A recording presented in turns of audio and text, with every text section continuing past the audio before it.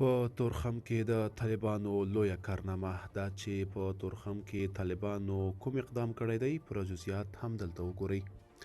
تورخم کې پاکستان ته د لسګونو زره امریکایي ډالرو د قاچاق مخه ونیول شوه.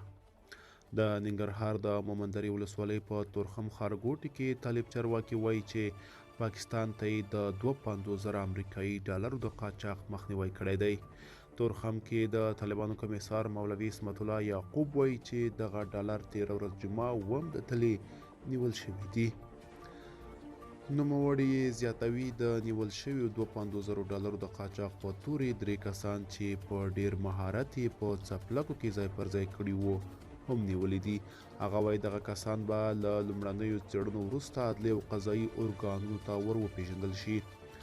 دا لومړی ځل نه دی چې طالبان تورخم ښارګوټي کې د ډالرو د قاچاق د مخنیوي خبره کوي، بلکې تر دې وړاندې هم په ځلونو د لسګونو زرو ډالرو د قاچاق مخنیوي خبرونه خپاره کړي دي.